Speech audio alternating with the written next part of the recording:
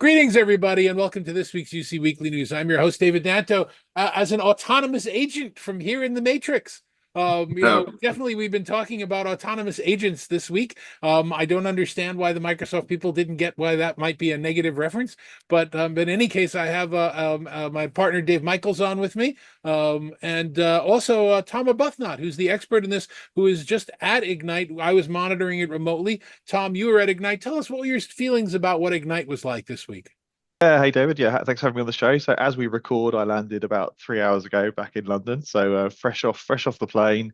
It was a really great week. It was about 10,000 attendees and I think 4,000 Microsoft. So not the full 28,000 we got to with the old Ignites kind of 10 years ago, but definitely back on that track. And yeah, from a personal perspective, most of the team's device partners were there. There was a really good team session.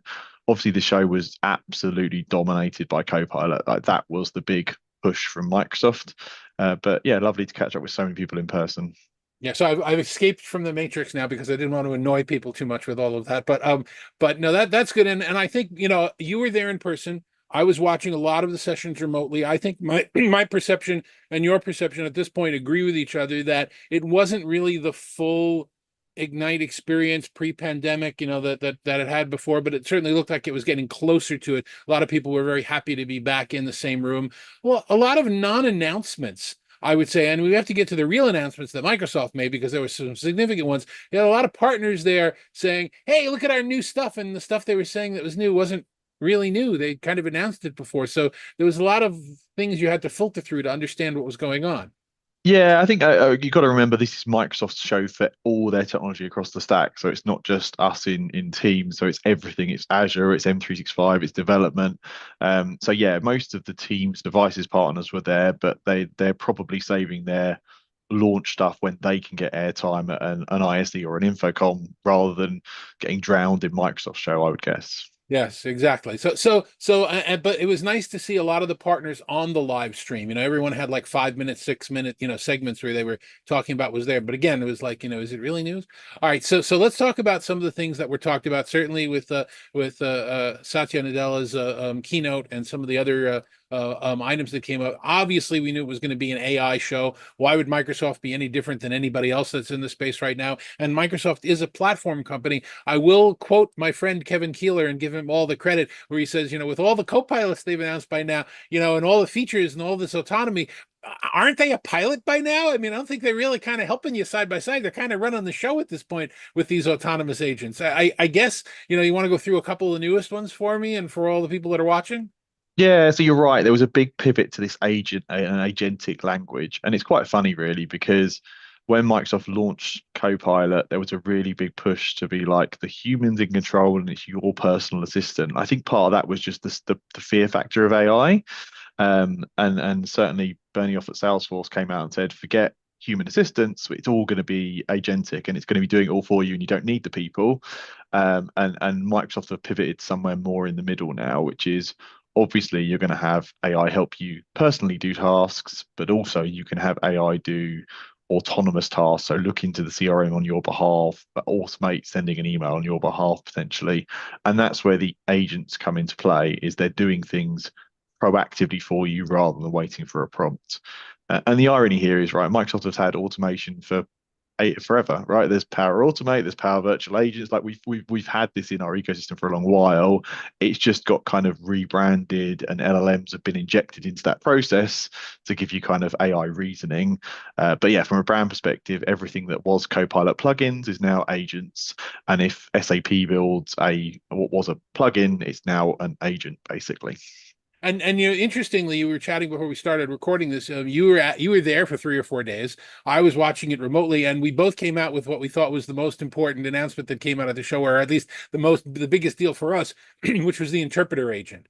Do you want to Yeah. describe that a little bit since you were there and I was Yeah, remotely? definitely. That was the star of the show for me for Teams. So this is the ability to do real-time translation into different languages and still maintain the voice of the speaker. So the idea is, I'm in a meeting, it's a German meeting, but I speak English. I, on my personal client, can say, I want to hear this in English, and it will do not just transcription and subtitles, it will literally translate and have the person speaking in their voice and tonality, but in English, in real time. It's an amazing demo. Like I saw some of it at the show as well, and we've seen OpenAI do similar demos, so we kind of know it's legit because we've seen OpenAI do it, and obviously Microsoft are using the same models. Yeah, and it's not actually in the speaker's voice, but once you sample the speaker, it's in a very close facsimile to the Yeah, speaker. yeah, it's It's similar. impersonating the person's voice. Yeah. Microsoft won't say impersonating because that's tricky wording, but yes, it's very similar. Yeah, so we definitely did like that, and that's a point that I've been making about AI being or unified communications industry being over rotated on AI that doesn't actually help meetings, after the fact, summaries, organizing notes, things that, yeah, they're nice, but they don't have to do with improving the meeting. This actually improves the meeting. The Yeah, only thing we definitely. don't have now that we have video, we have audio, we have real-time translation, we have intelligence, the only thing we don't have is time shifting. If we can do the meeting at 8 o'clock at my time, where it's 8 o'clock at your time, that would be awesome. But we're not there yet.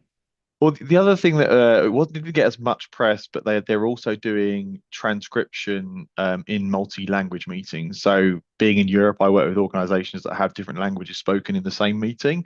And up until now, transcription has been hard because it's trying to assume a default language for the entire meeting. So coming, I think it's public preview now, it will dynamically change. It will understand, it will hear French and start translating into French in the same transcript. So again, that's using LLMs to do dynamic understanding of what's going on in the meeting.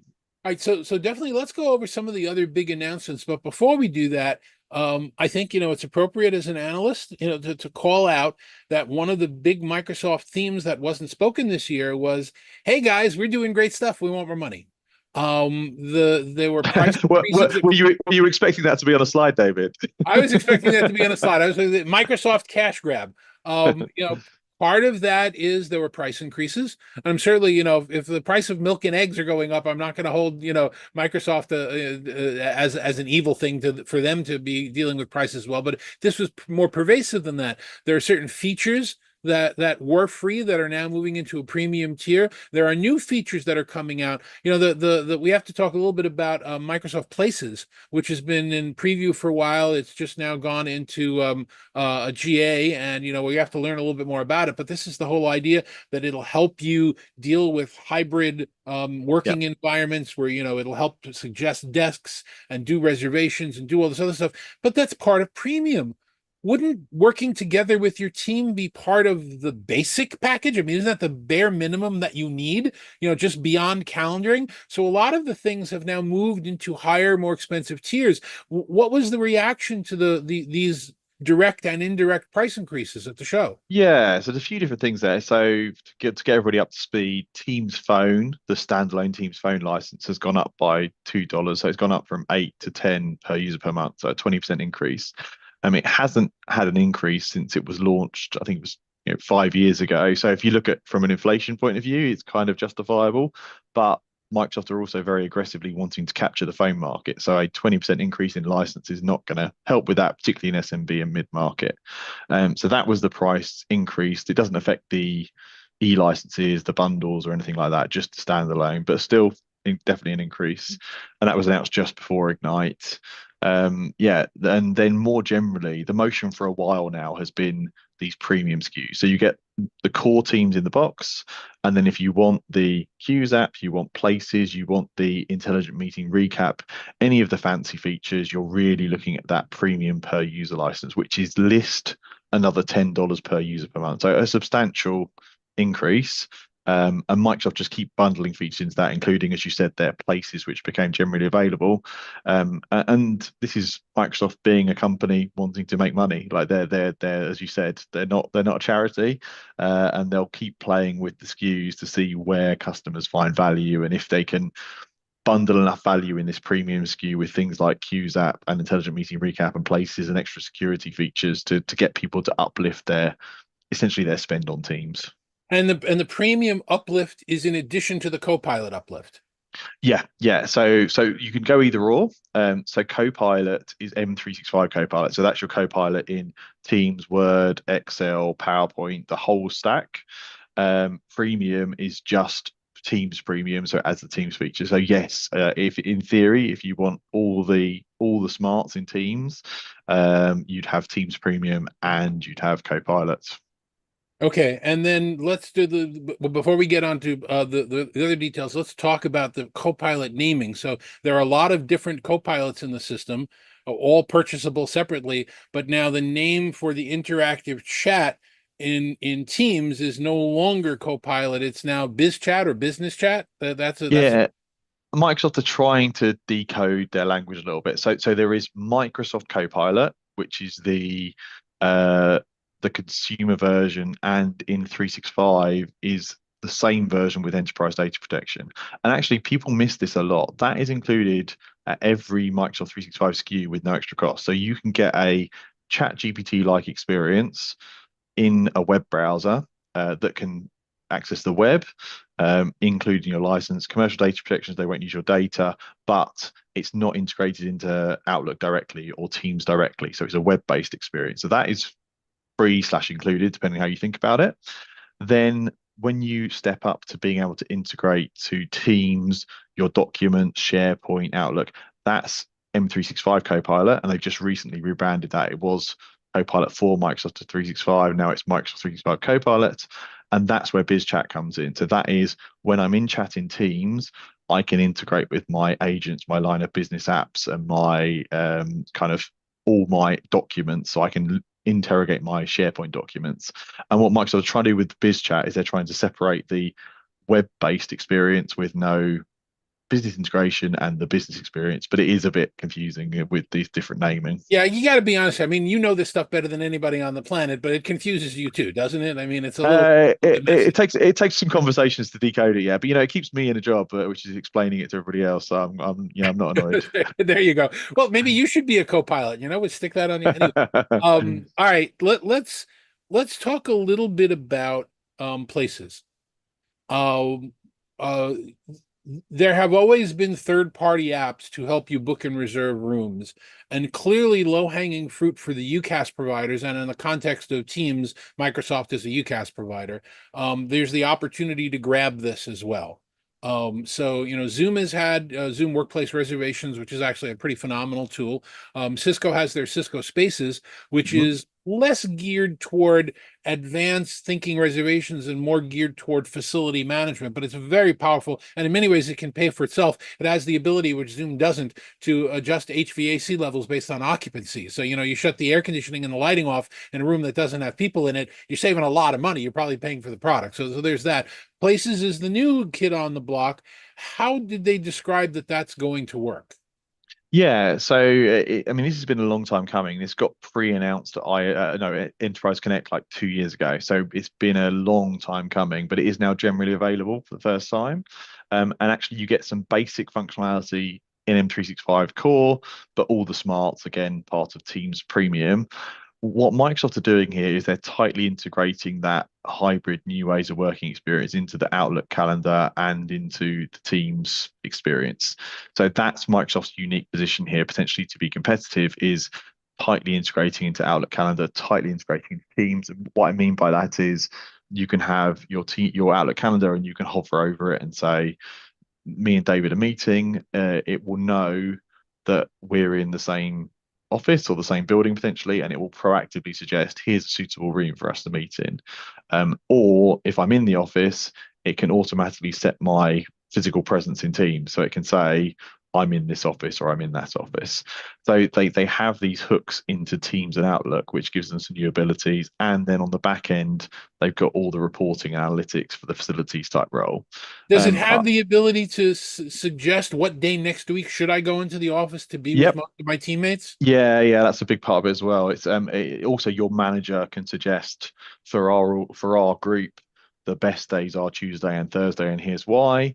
And also it can say things like you personally look at the week, who are people you work with, what days are they in, all things being even. If you're going to pick one day, it should be Thursday because your boss is also in.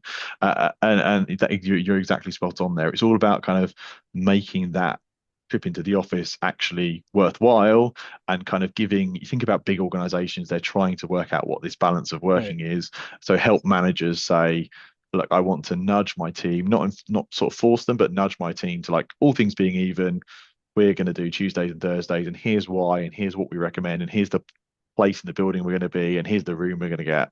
Is it also Um, doing desk reservations or just room reservations? Yep. Yeah, yeah, desk and room, but the desks at the moment have to have a device associated with them. So it's kind of pulling into that USB-C monitor slash BYOD type scenario for devices. Right. And more will come in this. Obviously, it's first rev, so it'll be interesting to see once we get customer feedback how that changes. But it makes sense for Microsoft. As you say, they're relatively late to the party. There are others in play here. And there will be an API kind of integration story here. So Microsoft have said that in the future, to your point, Cisco have really good integrations to the network. For example, in the future, Microsoft will allow you to use network and Wi-Fi to say, I'm in this office or I'm in that office. I wouldn't be shocked to see, actually, being that Cisco and Microsoft are semi-playing nice these days, some kind of places, spaces, hybrid scenario, because Cisco, as you say, Right. have all the IoT, all the switch level reporting, all the power stuff. But yeah, it'd be interesting to see how the market reacts, because it does really rely on, but to get the most out of it, your users will all need it, and therefore you would be stepping up to Teams Premium to unlock that experience. I just putting on my my commercial hat for Talking Points just for a second. For Talking Point subscribers, we will within the next week or two have a detailed research report out comparing Zoom workplace reservations to Cisco Spaces, specifically comparing and contrasting the two. And that's definitely something that I expect to embellish once we get a little bit more demo and some details around Microsoft Places, because those are clearly going to be three what is it called? Co-opetition? Yeah, yeah, I think that They're that's gonna, that will be a really good comparison, actually, because they all have unique strengths. So it'd be interesting to see them side by side to see what they're pushing on. Dave and I have been discussing this because Dave's been working on this research note with Zoom workplace reservations and Cisco Spaces, and what I can't figure out about Places, and we've like I said we've discussed it, is how can that be a premium feature? I don't understand, because that's kind of a it only works if everyone is on it. I mean, if everyone is reserving their spaces and everyone is setting up their location, their hybrid office, how can that be a premium? Can you explain that one, Tom? Yeah, so I mean, Microsoft are obviously going down this road where there's now 320 million monthly active Teams users. There's about 400 million Office 365 slash Microsoft 365 users, and they're looking for ways to up the revenue. They're not a charity as much as they say nice things, and this is one opportunity where they're seeing that they don't consider that core. Like, you can use Outlook to book rooms, you can do the way we always have for the last decade.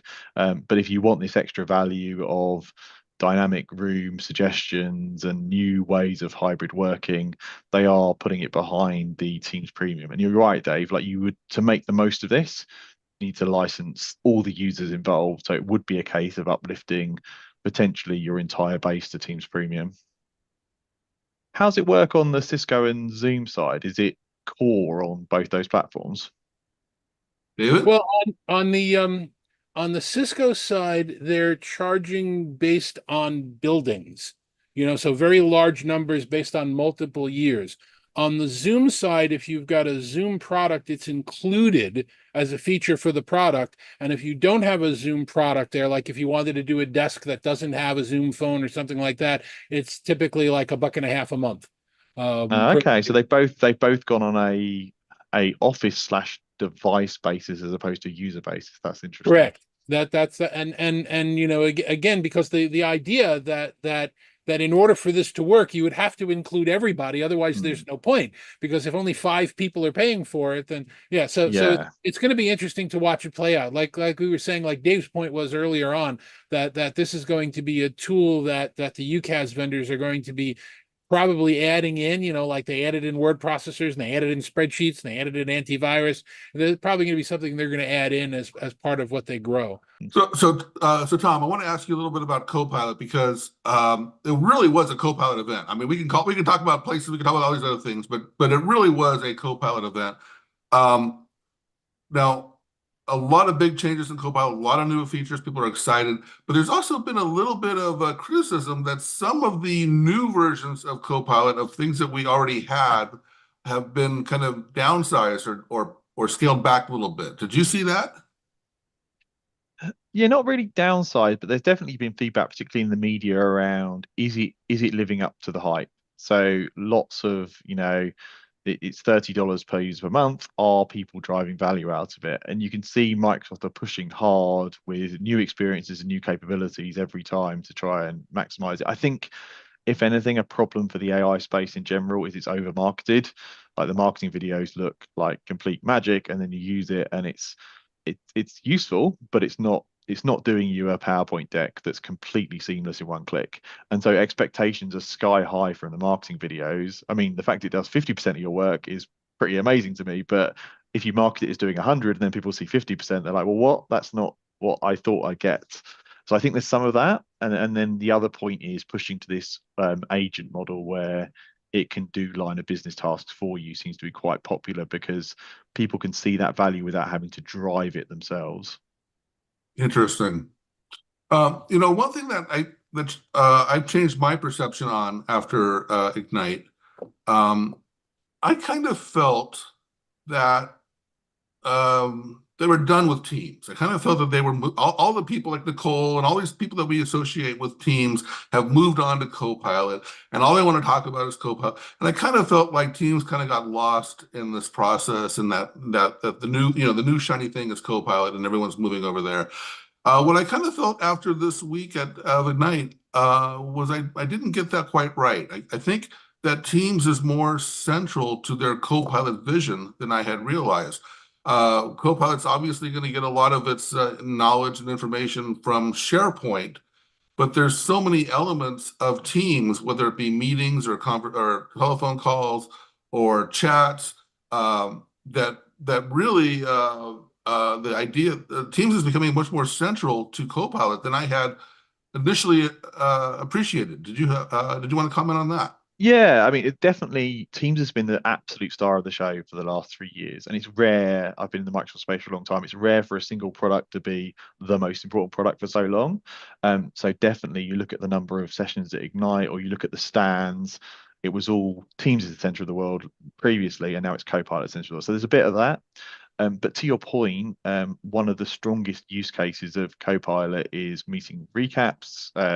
Some of the stuff we saw around the real-time translation, the meeting facilitator role, which is like a multiplayer Copilot in Teams.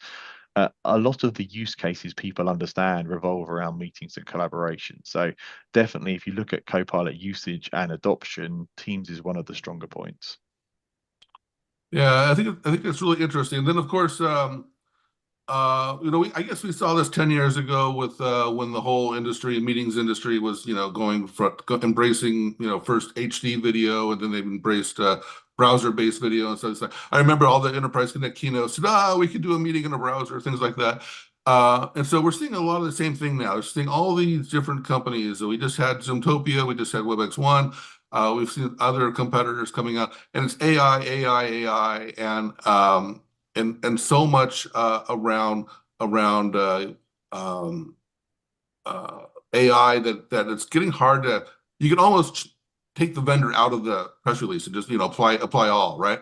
Do you think Teams has a differentiated story when it comes to their AI and their Copilot integration?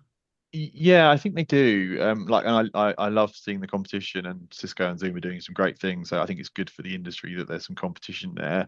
I think obviously Zoom and Cisco can do an amazing job of AI in the meeting and AI meeting notes, but their visibility of information typically stops there. Whereas Teams have your whole of M365. So you've got your emails, you've got your SharePoint.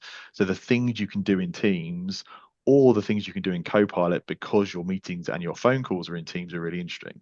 So I can go into a Word doc and I can say, write up the summary of the meeting, and it can dynamically reach out to the meeting transcript and pull that into my Word doc. So it's the fact they have the power of the stack and the AI works across the entire stack that gives them a little bit of a unique position. I, I'm a little worried, or I wonder about people's content, right? Because the way this works is that it's reading all your content and reading all your emails and reading all your SharePoint files. And I look at my content, David sends me stuff that, just might be an idea. He'll send me an idea, let's do this, and I'll respond and say, that's crazy. It'd be even dumber if we did add this to it, and how does it know when we're joking around, or maybe a proposal that we sent a customer that we didn't get, or something like that? I'm worried that we're relying on all these AI systems to understand our data, and our data isn't, we're not used to managing data this way. Yeah, it is a problem. Like, and loads of orgs have just a mass of data on SharePoint. So they might have 17 version of their HR policy scattered over SharePoint. Which one is the truth? Right. So there's a lot of work being done in the pro services space at the moment to help organizations tag, archive, remove old data.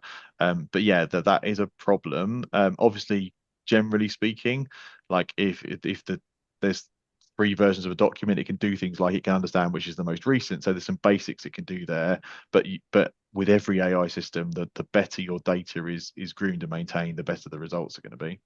And I guess it's fair. I have to make the comment and ask the question, what is it doing to us as human beings, as people?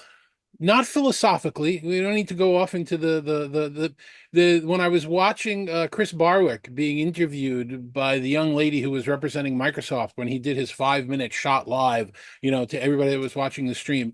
She said, and with me is, and she put the microphone in his face. She didn't remember his name. She didn't remember who she was interviewing. And I'm wondering if there's just a human over reliance now on the expectation that I'm going to have an assistant cueing me on all those things so I don't need to remember them anymore. We And do I'm that wondering, with Yeah. spelling now in our documents, right? yeah, Or I'm wondering that if that's that's a good thing. that that's the interesting thing is it's a bit like the smartphone dilemma as well. It's like we've all got the internet in our pocket, so do we stop remembering things? I think that there is there's definitely some concern in enterprise, for example, that people are going to use AI to kind of phone in their work and be like, I'm supposed to review this, but I'll just do some AI and in it goes. I think humans naturally look for shortcuts and efficiencies, so we'll see. But I think it's interesting what will happen over the next few years if it becomes really, really good. Do people, get less engaged? But along those lines, I think one of the most interesting things that I'm seeing talk about change in behaviors, David, is the idea of using Teams in offline meetings, and the idea that five of us are maybe in the office, and we want to have a meeting, and we go into a meeting room and turn on Teams so that it takes our notes and transcribes and does all these services for us, even though there's nobody remote. Now, I was just at an analyst event just earlier this week, and they had used a meeting service, even though there was no remote attendees, just to share slides in real time. And a number of us commented how nice that was to have the slides right there on our desktops, and it was like that was really nice. And I wonder if we really are moving to this point where we start using things like these meeting services regardless of whether we have remote attendees or not. And I think they even talked a little bit about this at Ignite with the idea of having your headset on and talking to teams even when there's nobody there, right? Yeah, they did. They did. You picked up on something interesting there, which is the Ilya and the kind of Teams room. People talked about potentially walking into a Microsoft Teams room and pressing a button to do exactly that. There's three people in person, but it can do speaker recognition, it can do face recognition, so it can create us a really nice minuted facilitated meeting. And that interactive facilitator role can deal with it regardless if it's all in person or it's hybrid. And yeah, the other thing is voice obviously getting better and better. So there's definitely a point where we're all working in our home offices that we talk to Copilot like we talk to the other, speech rec items. I won't say the word so they don't go off, but does that become part of our workflow? I think it'll be very personal how we engage with them, but I can definitely see a future where you get used to all your online meetings are minuted and transcribed automatically. If you're meeting in person, you're going to want the same result at the end of the meeting potentially. Well, I've Yeah. always made fun of the team's button on things like headsets and whatnot. I always thought it was unnecessary, but it may have been just the perfect if they repurposed that as a Copilot thing, that may just be the perfect way to invoke Copilot. Yeah, potentially so. All right, so let's do some short answers to some things that we didn't talk about here because I would like to at least bring them up and give you a chance to talk about. So when I was watching the opening keynote, there was a section where he was very heavily rotated on thin client, on VDI, and the new Windows link, and then there was a section where he was talking about now you can have Azure on-prem. So it's like, did that come across in the room like it came across on the video where he's playing both sides of the coin? I mean, yeah. So Microsoft has been doing a lot of virtual Windows these days. They've got AVD, Azure Virtual Desktop, and they've got Windows 365. VDI is really popular in things like FinServ and legal, where they like having everything in the cloud, no data on-prem. So essentially, they've just made a really pretty thin client. Thin clients have existed forever. I think it's listing at $349, so it's not that cheap. But for enterprises who could drop ship these things into a person's home, zero data in the office, it breaks, we just drop ship a new one, everything lives securely in the cloud. That's the play. And because Microsoft care about that, teams have been investing more heavily in VDI to make the experience really slick. So it's a bonus even for those people who use thin clients and Citrix, they're going to get that kind of benefit as well. What about that I said that Azure on-prem? Because that seems to be the other side of the coin. Now you want to have everything in the cloud, but now you want to have the cloud on-prem. It seemed like it was a mixed message.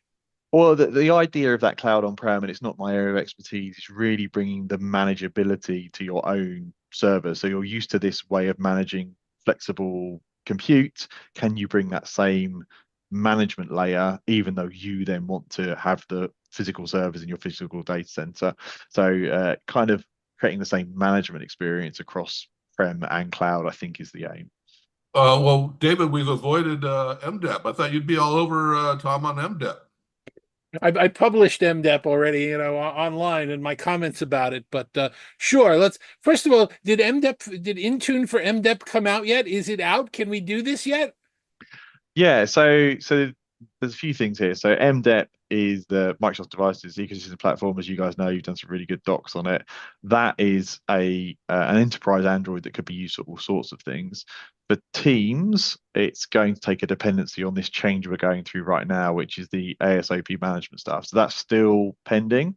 So while lots of devices have MDEP running in preview, it's not out in the field yet for Teams because we're still waiting on this AOSP change. So They had said November, but so November's not happening? no, well, like the thing with the AOSP change is quite a big change. So doing those changes in summer or around Thanksgiving, Christmas is always challenging. So I think it's going to get pushed out because of that. So I would anticipate Q1 for properly like at scale running. It runs on the devices now. It's the dependency on this change around Teams and Intune that's Right. probably holding it up. Yeah. And But we did get some new players on the ecosystem, right? We got yeah, it's really Lenovo start. and Audio Codes, and I don't want to leave anybody out. Max Hub and Shure, right? Yeah, yeah. So it's starting to expand out, and the key thing here is so for audio codes, they're aiming to bring MDEP back to their existing in-field devices as well as new devices. So that's quite interesting, kind of trying to bring the existing devices on the journey. MaxHub obviously have Teams devices in play. Lenovo was interesting because obviously they don't have a wealth of Android devices right now. So you can read into that what you will, but interesting that they're doing MDEP. I'd expect more Well, that's announcements kind there. of the theme with the MDEP is the companies that were slow with Android are the ones that are jumping the fastest. It's kind of a Yeah, resetting of the pecking order almost. that's they get they get an advantage if they haven't got hundreds of engineers running on Android. They can just get the benefit of MDEP. So you're right there, and Sure was interesting as well. They're going to bring it to their IntelliMix devices as well, and then we got two ODMs as well. We got Amtran and Thundercom. So those are kind of insider names, but those are the people that often end up building or manufacturing or designing devices for others. So I wouldn't expect them to necessarily bring out team specific devices themselves, but they'll be supporting some of the other OEMs potentially. Okay. I want to get back to meetings and one other feature that came out that really caught my attention. I mentioned, being in a meeting earlier this week that was using SlideShare and how good that was. Apparently, Teams is now going to, or Copilot can now read SlideShare and interpret and document slides. Can you talk about that one? Yeah, that's a good one, Dave. It's really important. So obviously, initially, Copilot could only do the audio of the meeting. It was taking the transcription and reasoning over it. Then we got meeting chats as well, which is a big step forward because often people use the chat to comment and add notes. And this is the final piece of the puzzle. So teams will now reason over the screen share slash feed, and so it take it like images. And again, this is using the multimodal models from OpenAI. So if you present a slide, or you even present the whiteboard, the physical whiteboard with the webcam, it can reason over that data as well and pull information that was shared from the screen, from the audio, and from the chat. That's remarkable. I'm anxious to see how that comes together. And yeah, those kind of features really will make the idea of using Teams without remote attendees much more valuable. And I could envision, I could see that happening. I could see that happening. So Tom, I asked you about all the things, and Dave helped with all the things that we kind of heard about remotely. What did we miss? What didn't we ask you about? What was your impression from actually being there? Something that we might not have caught. I think that for the teams in UC space, that meeting facilitator agent, I don't love the name agent in that case because it's a native feature, but it is the ability to make the meeting minutes created by Copilot multiplayer is quite a big deal. So now with meeting facilitator, the way Microsoft frame it is you're bringing a virtual facilitator into the meeting. Everybody sees the notes in real time, what it's making, what it's doing. Everybody can adjust those notes, and they're doing the same thing with a virtual PM around the project products, so planner and project, where the PM will start creating project plans for you and chasing people up and noting actions that you said. Dave said in the meeting he'd follow up and do this paper. That will get minuted down and put into the planner. So it's the beginning of that journey. But again, that's AI, I think, being much more useful in the sense of it's not somebody driving the AI, it's the AI driving everybody. The piece about that I'm curious about how it will practically work. If we're all in a meeting, if the three of us, you, Dave, and I are having this conversation, and in real time there are notes being taken by this facilitator agent, and I notice that there's something wrong with what I said can, and it wrote can't, and something like that. So now I'm off editing the notes. I'm not in the meeting anymore. Or at least I'm not paying attention to it. I don't know if in practicality that's going to be a good thing. The fact that I can actually edit the notes is a good thing, that Yeah. anybody can, but in real time, I'm not sure that that's going to be a useful feature. You're editing notes now. I mean, right now you're taking your own personal notes, and so are you coming out ahead? Yeah, or you're relying on one person to do it at the end and putting whatever they wanted to say at the end. Like I'll assign all the tasks to Dave because I thought that's how it went. So yeah, but it may be a distraction. I mean, realistically, in most meetings I'm in now, we use chat for minutes. So we'll assign actions and note them in chat as we go because the meeting chat persists in Teams. So, but yeah, maybe it will distract some people. It'll be interesting to see in the real world. So Tom, did you manage to hit any of Chicago's greatest restaurants? Yeah, I had a few good nights out with various vendors. Actually, had some good deep dish pizza and some great cocktails. Chicago's really cool for culture. Everything is so far away from each other. That's one of the downsides of Chicago. It was a lot of Ubers, but yeah, had some good food and some good drinks. What they serve in Chicago isn't pizza. You can eat it with a knife and fork. It's very tasty, but trust me, it's not pizza. Whatever it was, I enjoyed it. Okay, that's good. All right, so we're coming up. It's right the end of this last month of the year. Dave, where's your next travel? Where are you off to next? No more business travel. I'm going to Thanksgiving travel. That's it. You're done for the year. Okay. Tom, where do we see you next? I'm doing Cavell's event in London. They do a more telco focused event, so I'll be doing a panel there. Say hi to Patrick for me. Yeah, we'll do. Yeah, so that's always a good event, very telco focused. And then next big one will probably be ISE, I guess, for next year. So looking forward to that. A little way out, but that'll be. I heard on the grapevine, there's various devices coming from vendors next year. So looking forward to that. Looking forward to seeing you at ISE. Dave and I will both be there, and I've got a little bit more busyness. I've got the Digital Signage Expo Lighting Dimension show that's taking place in Las Vegas the first weekend of December, and then I've got CES where I'm going to be a judge and working with a couple of vendors that are there, which is really nice. So that's are you gonna? Is that two trips to Vegas or one long trip? No, that's 2 trips to Vegas. You can't. I'm in the camp that you can't spend more than 4 days in Las Vegas. It's just I see. So your body explodes. It just doesn't. That's 4 more days in my camp. Yeah. There you go. Okay. So, Tom, give us the website and the email again if anybody wants to reach out to you. Yeah, it's empowering.clouds. There's loads of content there. And by the time you see this, my Ignite summary will be up there as well. And then LinkedIn, if you want to reach out, happy to have a chat. Thank you very much, Tom. And thank you very much, Dave.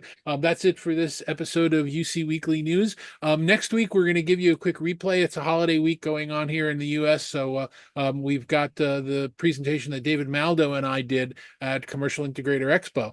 And we'll be talking about how to choose a UC and primarily a video UC partner. Dave, you were at that session. I don't know if you're going to be on the video, but we'll be replaying that. And then after that, I said, we'll be sharing some content from the Digital Signage Expo. So until all that, thanks very much for watching. We'll see you on next week's show.